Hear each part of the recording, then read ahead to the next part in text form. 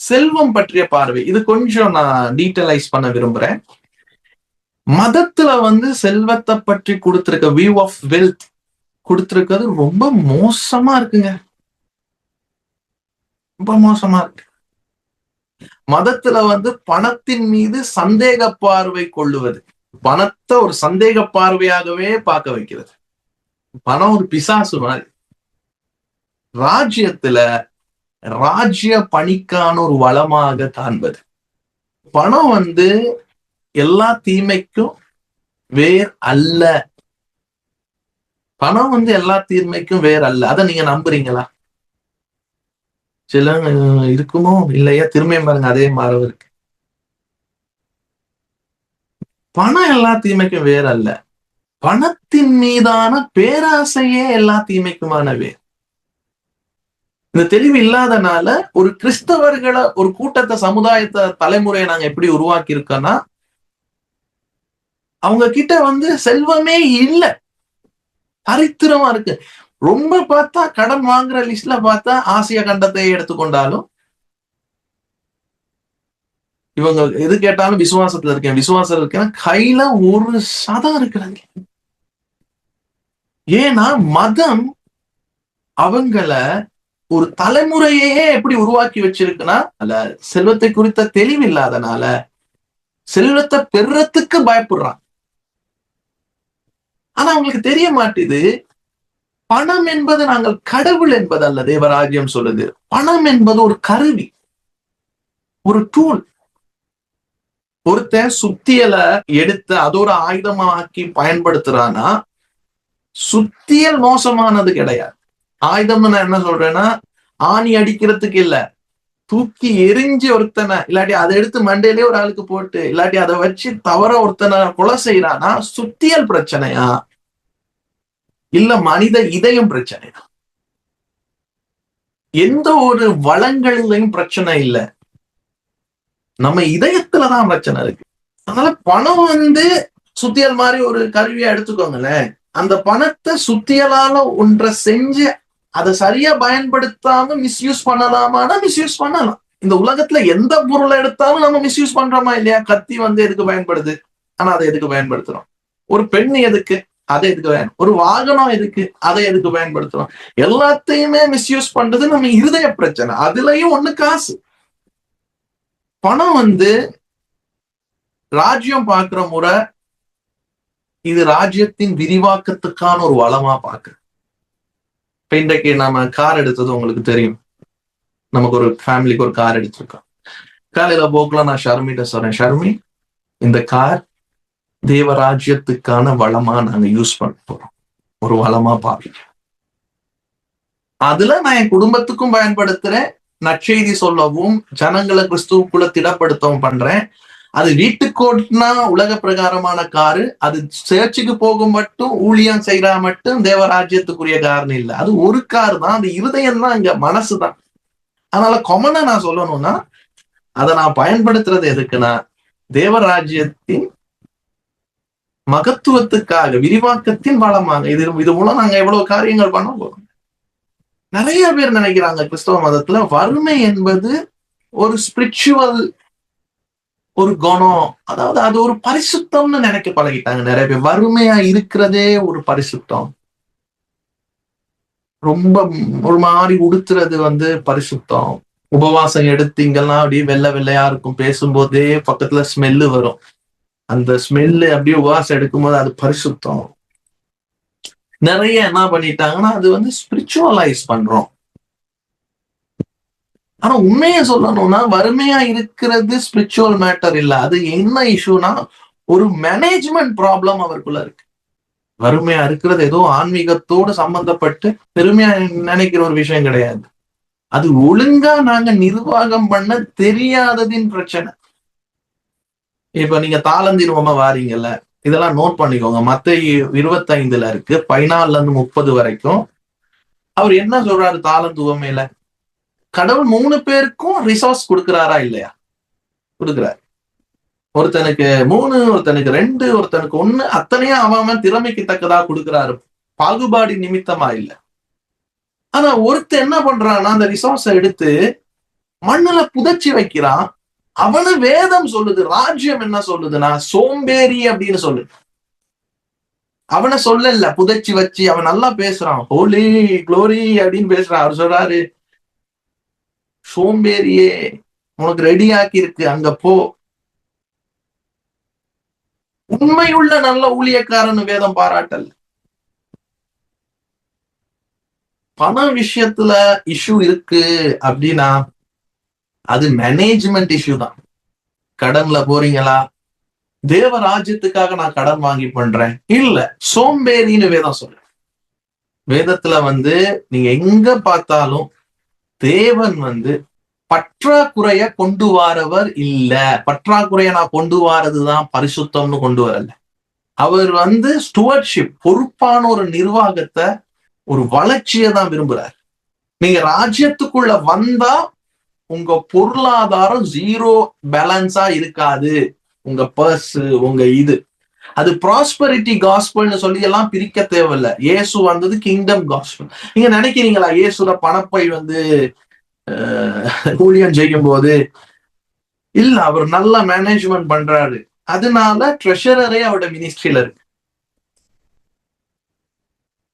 தாளந்திர உவமையை நீங்க பாக்குறீங்க, அவர் கொடுத்த அந்த ரெசோர்ஸ மண்ணுக்குள்ள புதைச்சி வச்சவன அவனை பாக்குற விதம், அதை யாரு மல்டிபிள் பண்ணி பெருக்குனாங்களோ அவங்களுக்கு அவர் கொடுக்கிற ரிவார்டையும் பாக்குறீங்க. உபாகம் 8:18 உன் தேவனாகிய கர்த்தரை நினைப்பாயாக, அவரே உனக்கு ஆஸ்தியை சம்பாதிக்கிறதுக்கான பலத்தை கொடுக்கிறார்.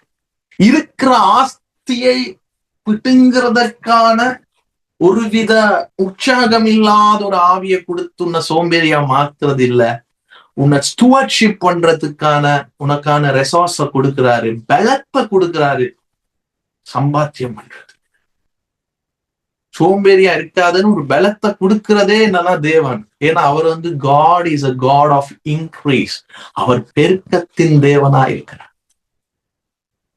இதுக்குள்ள இருக்க யாராச்சும் குறைஞ்சது ஒரு 2-3 வருஷம் என்னோட ஜேர்னி பண்ணியும் என்னால ரொம்ப மோசமா இருக்குன்னா, சிம்பிளா வேதம் உங்களுக்கு ஒரு பேர் சொல்லுது, சோம்பேறியே, ஏன் நீ அபண்டன்ஸுக்குள்ள வரல, மல்டிபிள் பண்ணலனா கிங்டம் இன்னும் உங்களுக்குள்ள போக நாம விடாது. இப்ப இந்த கார் நான் வாங்கினேன், உங்களுக்கு சொல்லிட்டு இருக்கேன், நல்ல செய்திய சொல்றேன், மல்டிபிள் பண்றதை பத்தி பேசுறேன், இன்க்ரீஸ பத்தி. காட் ஆஃப் என்னன்னு சொன்ன இன்க்ரீஸ். நான் போயிட்டு லோன்லையும்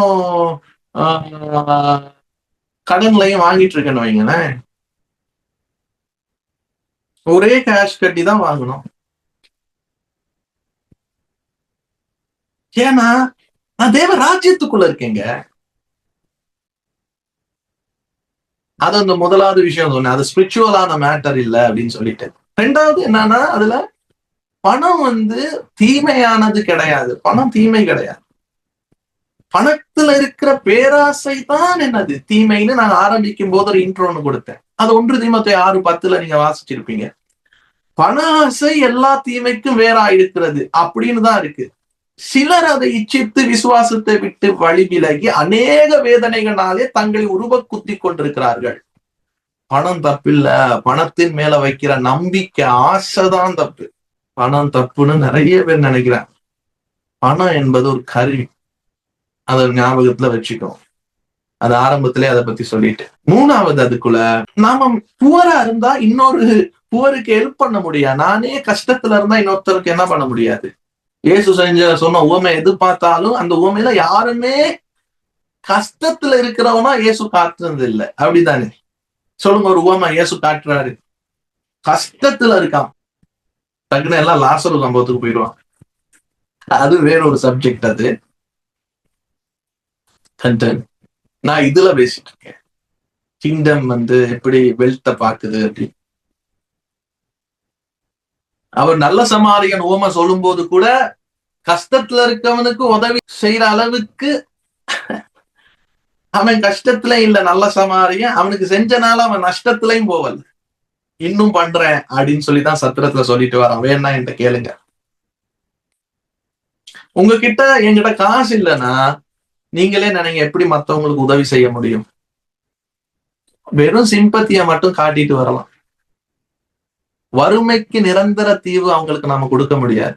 ஒரு டெம்பரரி ரிலீஃப் ஏதோ ஒண்ணு கொடுக்கலாம். அது எப்படி இருக்குன்னா, பசி போல அதுக்கு மீனை மட்டும் வாங்கி கொடுப்போம். ஆனா தேவ ராஜ்யம் எப்படி உங்களை இயக்க விரும்புனா, அவனுக்கு ஒரு ஃபிஷிங் இண்டஸ்ட்ரியே வச்சு கொடுக்க, மீன் பிடிக்கிற தொழிலையே அவனுக்கு உருவாக்கி கொடுக்கிற அளவுக்கு நம்ம கிட்ட என்ன இருக்கணுமா? வெல்த் இருக்கணும். இந்த ஜேர்னில இருக்க சிங்கிளா இருக்கிற பசங்க எல்லாம் கல்யாணத்துக்கு முன்னாடி வெல்த்ல நீங்க தெளிவா இருக்கணும். உங்களை வேறொரு வறுமையின் சந்ததியாக்க விரும்பல, சோம்பேறியா. கேட்பேன், தம்பி நிலம் வச்சிருக்கீங்களா, வீடு வச்சிருக்கீங்களா? அது இருந்தா தான் அப்படின்னு சொல்லல, கடவுள் மேலதான் விசுவாசம் இருக்கு. ஆனா இந்த சுவிசேஷத்தை, ராஜ்யத்தின் சுவிசேஷத்தை அறிந்தும் காலங்களாகி அதே நிலையில இருக்கக்கூடாது. செல்வம் என்பது உங்களுடைய விஷனை அடைவதற்கான ஒரு கருவி. Wealth was design to serve vision, not to be the vision. பணத்தை மட்டும் குறிக்கோளா வச்சு நம்ம வாழ்றோம்னா அது ஒரு விக்கிரமா ஆயிரும். அது நம்மகிட்ட பேசிக்கிட்டே இருக்கும்.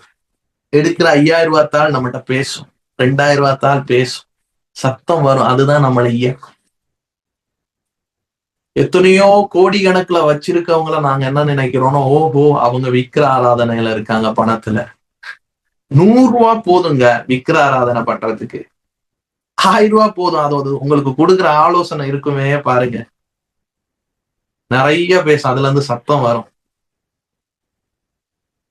உங்ககிட்ட ஒரு நித்திய அசைன்மெண்ட் இருக்கு, எட்டர்னல் அசைன்மெண்ட் இருக்கு, உன்னத ஒரு லட்சியம் இருக்குன்னா, நிச்சயமா அந்த உன்னத லட்சியத்துக்கு சப்போர்ட் பண்றதுக்கு ஒரு சூப்பரான டூலா எது மாறும்னா வெல்த் தான்.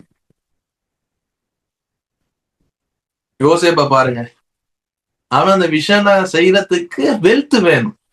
ஏன் போயிட்டு இவர் தொழில் பண்றாரு நம்ம பால்? விஷன் அவருடைய எட்டர்னல் விஷன். அதுக்கு வெல்த்தை என்ன பண்றாரு? ஜெனரேட் பண்றாரு. அது அவர் பண ஆசைனால இல்ல. உங்ககிட்ட எவ்வளவு பணம் இருக்கிறது என்பது விஷயம் கிடையாது. அது எதுக்காக உங்ககிட்ட இருக்கு என்பதுதான் இங்க விஷயம் ஆகுது. ராஜ்யம் அதை தான் நமக்கு பார்க்க வைக்குது. எவ்வளவு பணம் வேணும், எவ்வளவு பணம் வேணும், அது இல்ல. இந்த பணம் எதுக்காக என்கிட்ட இருக்கு? நீதிமொழி 13:22 ஒருக்கா வாசிங்க. அதுக்கு முன்னாடி இந்த 5வது பாயிண்ட சொல்றேன். உலகத்துடைய செல்வம் பகுதியான இந்த மக்கள் பீப்பிள்கிட்ட தான் போய் சேரும். இந்த வசனம் நல்லாவே தெரியும். இது சோம்பேறியா இருந்து மதத்திலையும் பயன்படுத்துறாங்க. ஆனா ராஜ்யம் இதுக்கு கொடுக்குற விளக்கம் பாருங்க. வாசிங்க 13:22. நல்லவன் தன் பிள்ளைகளின் பிள்ளைகளுக்கு சுதந்திரம் வைத்து போகிறான், பாவியின் ஆஸ்தியோ நீதிமானுக்காக சேர்த்து வைக்கப்படும். இந்த பாவியின் ஆஸ்தியோ நீதிமானுக்காக சேர்த்து வைக்கப்படும் சொல்லிட்டு வார போதெல்லாம் எதுவும் வீடுகளை கார்களை பார்த்தா அப்படியே ஜெபிக்கிற கை வச்சு, ஆண்டவரே இந்த வீடு எனக்கு சொந்தமாகட்டும், இந்த கார் எனக்கு சொந்தமாகட்டும், இந்த நிலம் எனக்கு சொந்தமாகட்டும் அப்படின்னு ஒரு டீச்சிங்லயும் நான் வளர்ந்துருக்கோம் மதத்துல இருக்கும்போது. அப்படியே ரோட்ல அந்த கார் மேல வைக்கிறது வச்சுட்டு, அது பாவி ஆஸ்தி, அது எனக்குதான் எதிர்பார்த்துட்டே இருக்கிறது. உட்காந்துக்கிட்டு சும்மா உட்காந்துட்டு பாவியின் ஆஸ்தி எனக்கு வரும், பசிவ் ப்ராமிஸ். அவர் சொல்றா, நீ ஒண்ணுமே பசிவ் இன்கம் தெரியுது, பசிவ் ப்ராமிஸ், சும்மாவே இரு, பாவியின் ஆஸ்தி உனக்கு வரும். பசிவ் இன்கம்னா என்ன? நாங்க ஆக்டிவ் இன்கம்மா செயற்படாட்டியும் நம்ம உட்கார்ந்து இருந்தா அது நமக்கு பணத்தை கொண்டு வந்து கொடுக்கும், பணம் நமக்கு வேலை செய்யும். ஆனா இது நம்ம பசிவ் ப்ராமிஸா பார்த்து உட்கார்ந்துகிட்டு இருக்கோம். இது பசிவ் ப்ராமிஸ் கிடையாது. இது ஒரு ஆக்டிவ் பிரின்சிபல். கிங்டம்ல செயற்படுத்தப்படுகிற ஒரு கோட்பாடு. யாரு உண்மையா இன்டெகிரிட்டியா உழைச்சி ஜெனிவினா தேவராஜ்யத்தின் தேவைகளை நிவர்த்தி பண்ணுகிற இருதயம் இருக்கோ, அவங்க எதெல்லாம் நிலையான விஷயங்களா பில்ட் பண்ற கண்ணோட்டத்துல இருக்காங்களோ அவங்கள நோக்கித்தான் செல்வம் பாயும். புரியுதா? யார நோக்கி செல்வம் பாயும்? நோக்கம், ராஜ்யத்தின் நோக்கம். அவங்களுக்குத்தான் பணம் வரும்னு சொல்ற. இப்ப 6வது அதுல பாயிண்ட், விஷன் ஒண்ணு உங்களுக்கு இருக்குன்னா நிச்சயமா அதுக்கு எது அவசியம்? ஃபண்டிங் அவசியம். A vision without funding is a fantasy.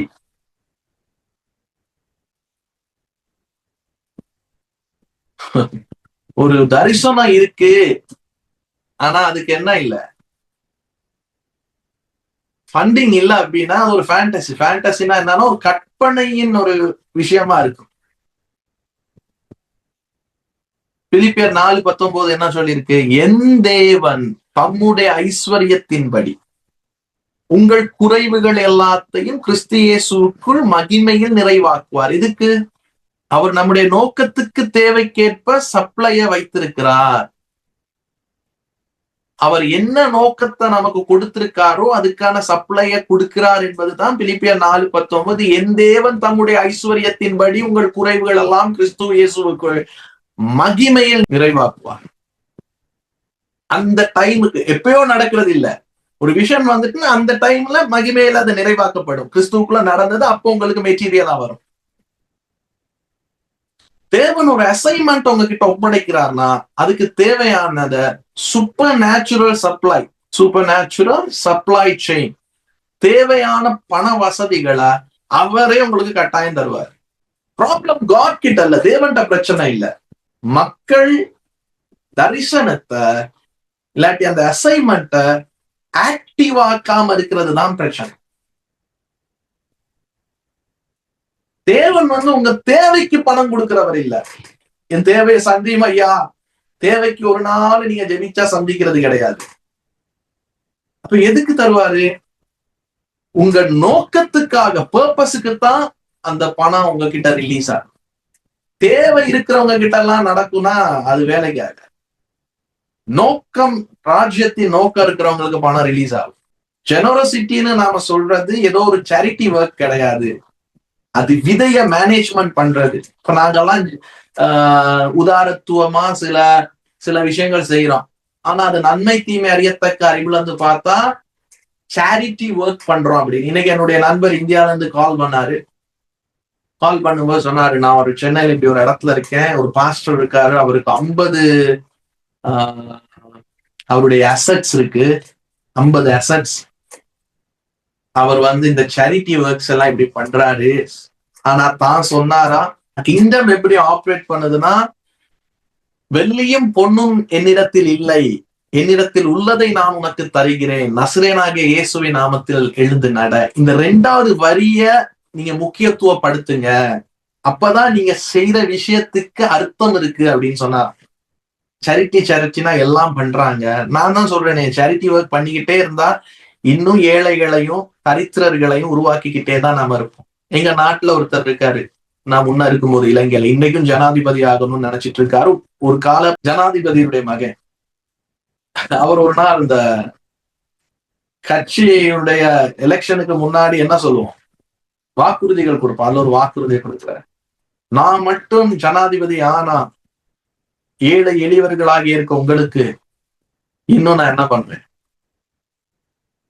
சிலவங்க அப்படித்தானே வாக்குறுதி கொடுப்பாங்க, உங்களை நான் இன்னும் அது ஃப்ரீயா தருவேன், உங்களுக்கு மாசம் கிடைக்கிற பணத்தை இன்னும் நான் என்ன பண்ணுவேன், கூட்டி தருவேன்.